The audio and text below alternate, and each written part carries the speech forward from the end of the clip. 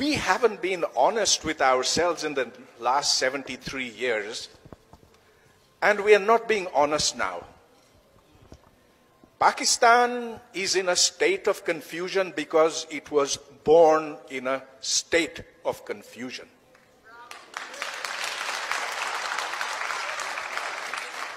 The basis of Pakistan, as articulated by Muhammad Ali Jinnah, was that there are only two nations that live on this subcontinent.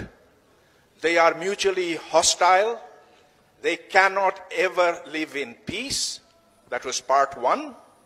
Part two was that Muslims form a nation.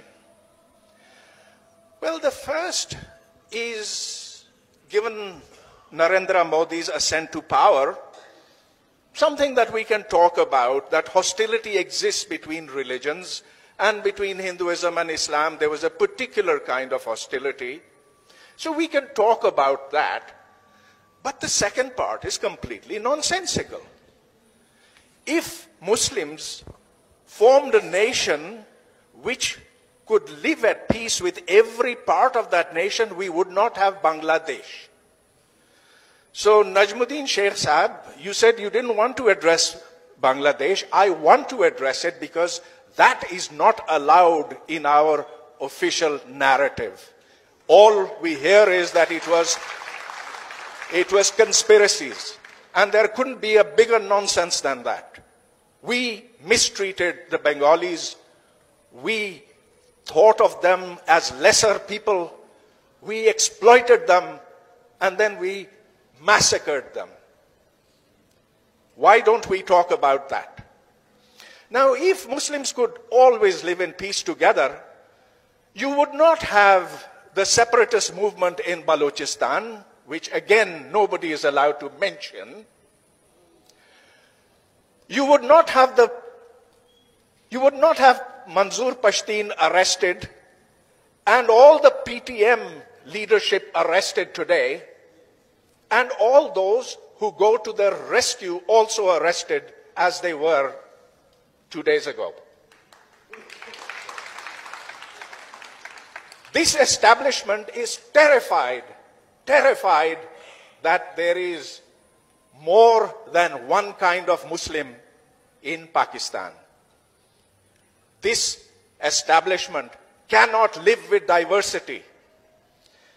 Now, all this goes back to the idea that somehow if Hindus and Muslims could be separated, then there would be nirvana, there would be utopia. Mr. Jinnah, who we all hold in such great regard, is the founder of Pakistan, but he never was able to put down what that Pakistan was to be. He never wrote a single research paper. He never wrote an essay. He gave a lot of speeches which at different times said very different things. And so yes, the audience here will applaud what he said on the 11th of August 1947. But do they want to hear what he said in the frontier, where he said, "You are Muslims first and Indians second"? And this was before Pakistan was formed. In 1948, here in Karachi, addressing the Bar Council, he said, "This will be a land where Islamic law will be applied." He didn't have an idea of Pakistan. I'm sorry, although many of you believe that he did not.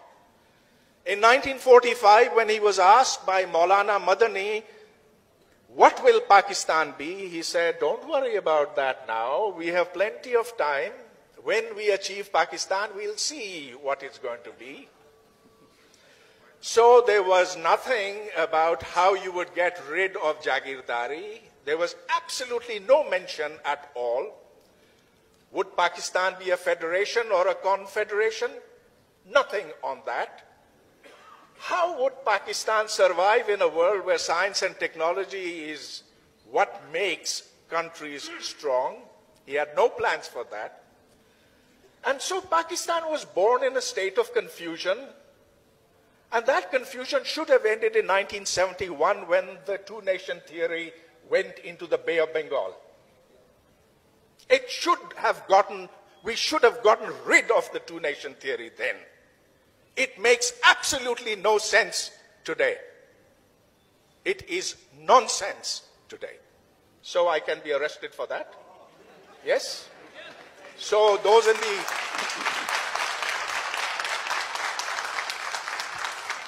What we need is a Pakistan that is built upon common interests of the people of Pakistan, which must include the Baloch, the Sindhis, the Pathans, the Punjabis, the Gilgitis, Baltistanis, everyone. This is not a country that was made for the armed forces of Pakistan.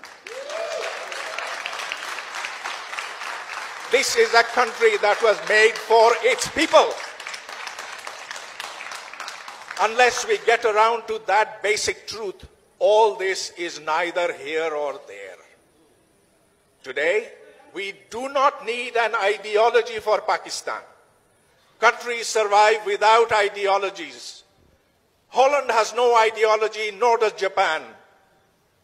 And look at Bangladesh, who were our poor cousins. They're doing so much better than we are. Their foreign exchange reserves are 4 times ours. Their quality of life index is so much better. Why? Because they don't have an ideology, and we do. However, thank you for that wonderful documentary you made. It showed, it's a potpourri. It shows all the confusions, all the issues that confront us today. And we must find our way out of that morass. And the way out is by becoming a normal country. You see, normal countries don't have ideologies. Normal countries simply work for the benefit of their citizens. And those countries not just survive, they thrive. We should thrive. Thank you. Wow.